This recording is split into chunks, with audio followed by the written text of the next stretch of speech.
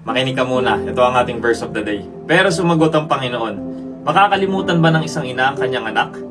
Hindi ba niya pagmamalasakitan ang isinilang niyang sanggol? Maaaring makalimot ang isang ina, pero ako, hindi makalilimot sa inyo. Grabe to. Alam niyo po ang context nito, sinulat to sa kalagitnaan ng kaguluhan sa Israel.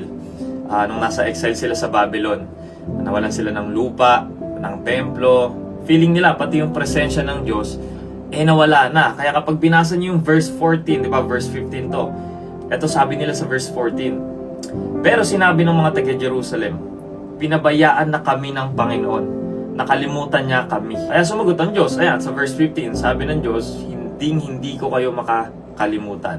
Diba? Sa mundo nga natin, halos imposible na yung ina makalimot sa kanyang anak. Tama? Pero sinabi ng Diyos na kahit yung pinakamatibay na uri ng pagmamahal pa dito sa mundo natin, may limitasyon pa rin. May mga pagkakataon, kahit magulang yan, pumapalya. Kaya sinagot sila ng Diyos. Sabi ng Diyos sa kanila, kahit yung magulang mo, maaaring kalimutan ka. Pero ako, I will not forget you. Yung word na forget doon, hindi lang yun mental memory.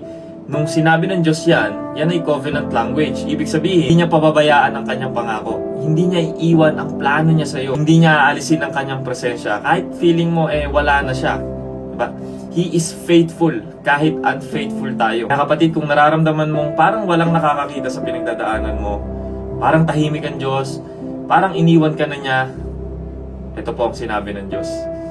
Hindi ka niya nakakalimutan at hindi ka niya kakalimutan. Kahit feeling mo wala siya, naandyan siya. Dahil minsan hindi siya nagsasalita, pero hindi siya lumalayo. Ang faith natin hindi nakabase sa feelings or sa nararamdaman natin. Nakabase ito sa pangako ng Diyos. Kasi kung feelings lang ang basehan, diba, pabago-bago, unstable, at madaling malinlang. Diba? Heart is deceitful above all things. Pero ang pangako ng Diyos, hindi nagbabago.